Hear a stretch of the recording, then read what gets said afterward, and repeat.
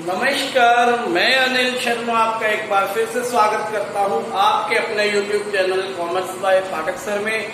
आज की ये वीडियो 12th क्लास के स्टूडेंट्स के लिए है। बिजनेस स्टडी में आप सभी जानते हैं कि डेलीगेशन ऑफ अथॉरिटी हमने कल किया था। आज हम उसकी इम्पोर्टेंस करेंगे कि इम्पोर्टेंस ऑफ डेलीगेशन क्या है एक फर्म के लिए।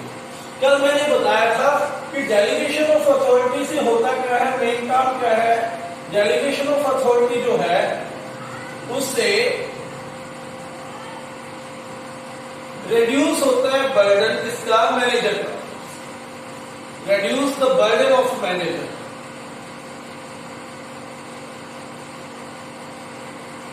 एक मैनेजर का बर्डन रिड्यूस होता है और इंप्रूव या मैं कहूं डेवलप्स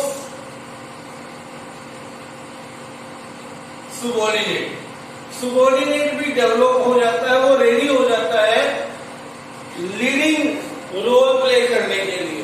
धीरे धीरे जब उसको आप ज्यादा अथॉरिटी वाला काम सौंपने लगते हो, डेलीगेट करने लगते हो, ज्यादा अथॉरिटीज उसको सौंप रहे हो, तो वो तैयार हो रहा है फ्यूचर में आपके लिए काम करने को।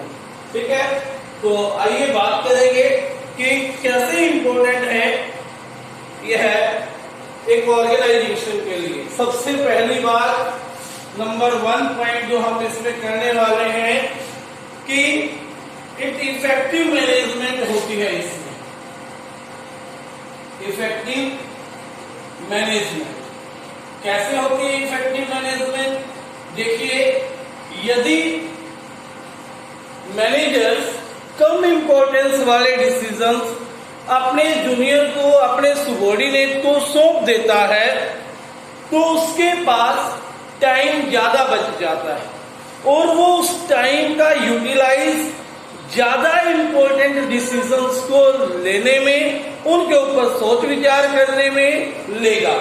इससे होगा क्या कि जो डिसीजन लिए जाएंगे, इंपॉर्टेंट डिसीजन लिए जाएंगे, उनके ऊपर सोच विचार करके टॉप लेवल मैनेजमेंट क्या लेगी, डिसीजन लेगी। और जब डिसीजन अच्छे लिए जाएंगे तो मैनेजमेंट अपने आप ही क्या रहेगी, इफेक्टिव रहेगी। ठीक है। दूसरा, एक मैनेजर को, एक अच्छे पोस्ट के मैनेजर को रेगुलर बेसिस के जो काम होते हैं, डेली रूटीन के जो काम होते हैं, उसे फ्रीडम मिल जाएगी, उसे वो करने की आवश्यकता नहीं है, उसके लिए उसका जूनियर कर रहा है। ठीक है, यानी कि ये वाली बात को आपने एक्सप्लेन कर लेना है अच्छे से इस पॉइंट में। दूसरा, सेकंड में क्या करेंगे, एम्प्लॉय डेवलपमेंट होता है। आपका जो एम्प्लॉय है वो धीरे धीरे आपके लिए डेवलप हो रहा है। आप उसको ज्यादा अथॉरिटी वाली, ज्यादा रिस्पॉन्सिबिलिटी वाली जॉब दे रहे हो, जो उसके लेवल से ज्यादा है, वो धीरे धीरे उसको कर भी रहा है और अपनी स्किल को इंप्रूव कर रहा है। फ्यूचर में जब आपको जरूरत पड़ेगी तो आपके लिए सेम काम करेगा, यानी कि you can also promote him.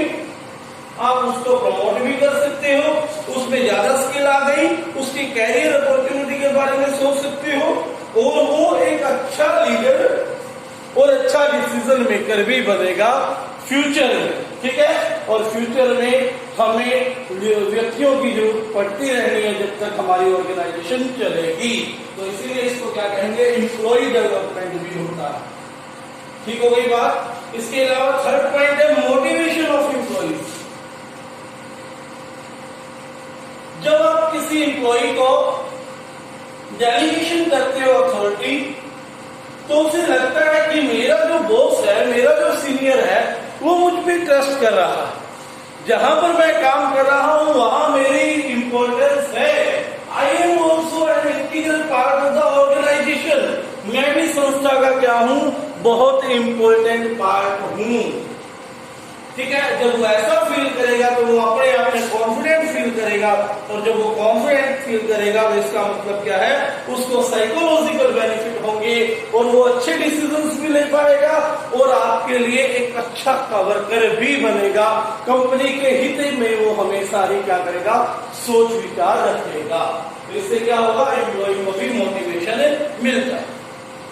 Fourth point लिखेंगे, facilitates growth. Facilitates growth. Future में you are going to be big, आप ग्रो करने वाले हो, आपका बिजनेस अच्छा चल रहा है, तो आने वाले समय में आप इसी स्टेज पे नहीं रहोगे, आप ग्रो करोगे। जब आप ग्रो करोगे तो आपको ज्यादा ईमानदार, जिस पर आप विश्वास कर सके, ऐसे व्यक्तियों की जरूरत है। और अब जो लोग आपके साथ हैं, जो लोग आपके ज्यादा इंपॉर्टेंस वाले डिसीजंस को भी काम कर रहे हैं, यानी कि जो अब आपके लिए एज अ सबॉर्डिनेट काम करेंगे, तो फ्यूचर में आप उसको प्रमोट करके सुपीरियर बना लेंगे और वो अपने ड्यूटीज को बड़े अच्छे से क्या करेंगे, हैंडल करेंगे। इसका मतलब आसानी हो जाएगी क्या करने के लिए, आपको ग्रोथ करने के लिए। बेसिस ऑफ हिरार्की, पांचवा पॉइंट है बेसिस ऑफ हिरार्की। हिरार्की क्या है, जो ऑर्गेनाइजेशनल स्ट्रक्चर आपको बनाया वो हिरार्की ही है। इसमें क्या मतलब है कि डेलीगेशन जो बनता है वो किसके कारण बनता है, सुबॉर्डिनेट और सुपीरियर के रिलेशनशिप के कारण, सुबॉर्डिनेट और सुपीरियर के रिलेशनशिप के कारण। ठीक है, अगर सुबॉर्डिनेट और सुपीरियर रिलेशनशिप है तभी सुपीरियर क्या करेगा, सुबॉर्डिनेट को ऑर्डर दे सकेगा और सुबॉर्डिनेट सुपीरियर के ऑर्डर को मानेगा। ठीक है, तो बेसिस क्या है इसका, हिरार्की का पूरा बेसिस ही क्या है, सुबॉर्डिनेट और सुपीरियर का रिलेशनशिप। ठीक है, इसी के कारण आप क्या कर सकते हो, डेलीगेशन कर सकते हो और पावर्स को बांट सकते हो जो पोजीशंस के अकॉर्डिंग। सिक्स्थ है बेटर कोऑर्डिनेशन। बेटर कोऑर्डिनेशन इसका अर्थ क्या है, अच्छा समन्वय। जब आप अपने सबॉर्डिनेट्स को, जूनियर्स को क्या करोगे, ज्यादा इंपॉर्टेंस वाली ड्यूटीज देंगे, तो फ्यूचर में they are going to be mature, वो मैच्योर होने वाले हैं, वो ज्यादा अथॉरिटी के साथ काम करने के लिए तैयार है, वो ज्यादा अकाउंटेबल भी है, आंसरेबल हो जाएंगे, वो आपको आंसर दे सकते हैं किसी काम के लिए। ठीक है, रिस्पॉन्सिबिलिटी भी ज्यादा ले सकते हैं, यानी कि वो बिल्कुल तैयार हैं आपके लिए काम करने के लिए। और जब वो इतने ज्यादा डेवलप हो जाएंगे तो एक दूसरे के साथ, एक दूसरे ऑर्गेनाइजेशन के साथ, एक दूसरे ऑर्गेनाइजेशन डिपार्टमेंट के साथ कोऑर्डिनेशन से काम करेंगे, क्योंकि वो आपके ट्रस्टवर्दी हो गए हैं। इसलिए बेटर कोऑर्डिनेशन भी क्या होता है, इसके साथ बनता है, डेलीगेशन के साथ। आज की वीडियो में एक और टॉपिक साथ में कवर कर रहा हूं मैं, ये हो गया है इंपॉर्टेंस ऑफ डेलीगेशन। इसमें एक छोटा सा पॉइंट है principles of delegation. Principles of delegation, एक प्रिंसिपल्स ऑफ डेलीगेशन में एक तो प्रिंसिपल वही रहेगा जो मैंने आपको सिखाया था फेयोल के प्रिंसिपल्स में, अथॉरिटी एंड रिस्पॉन्सिबिलिटी। दोनों का अर्थ मैंने कल बताया था कि अथॉरिटी क्या है, right to give orders and take obedience, responsibility is obligation to complete a job. ठीक है, तो यहां पर कहने का अर्थ क्या हुआ कि authority must commensurate, authority must commensurate according to जो पोजीशन, आपकी जो पोजीशन के अकॉर्डिंग अथॉरिटी देनी चाहिए। यदि आप जो पोजीशन के अकॉर्डिंग अथॉरिटी नहीं दोगे काम पूरा नहीं हो सकेगा और आप उसके आंसरेबिलिटी भी नहीं ले सकते। ठीक है, समझ में आई बात? यानी कि अथॉरिटी और रिस्पॉन्सिबिलिटी में बैलेंस रहे, ना तो ज्यादा अथॉरिटी दी जाए जिसका मिसयूज हो और ना ही ज्यादा रिस्पॉन्सिबिलिटी दी जाए और अथॉरिटी कम, ताकि वो अपना काम ही पूरा ना कर सके। तो एक तो यही प्रिंसिपल है किसका, डेलीगेशन ऑफ अथॉरिटी का। दूसरा, authority can be taken back. Authority को यदि काम अच्छे से ना किया जाए वापिस भी दिया जा सकता है और रीडेलीगेटेड टू अनदर पर्सन, किसी दूसरे व्यक्ति को भी क्या कर सकते हैं, रीडेलीगेट कर सकते हैं। मान लीजिए आपने एक एम्प्लॉई को काम सौंप दिया, उससे वो हैंडल नहीं हुआ, ठीक है, तो आप उससे वो अथॉरिटी वापस ले लेंगे और किसी दूसरे को क्या कर सकते हो, रीडेलीगेट कर सकते हो। ठीक हो गई बात। तीसरा बात है, delegation does not mean abdication. Delegation does not mean abdication. इसका मतलब ये है कि डेलीगेशन करके आप आंसरेबिलिटी से छुटकारा नहीं पा सकते। मान लीजिए एक व्यक्ति है जो जनरल मैनेजर, इसका सुबॉर्डिनेट था मार्केटिंग मैनेजर।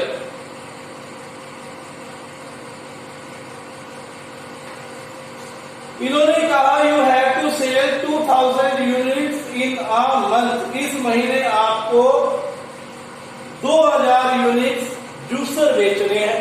जूसर बनाने की कंपनी थी, ठीक है। यानी कि इसने क्या दे दिया, रिस्पॉन्सिबिलिटी दे दी, लेकिन डिस्काउंट देना, डिस्काउंट अलाउ करना,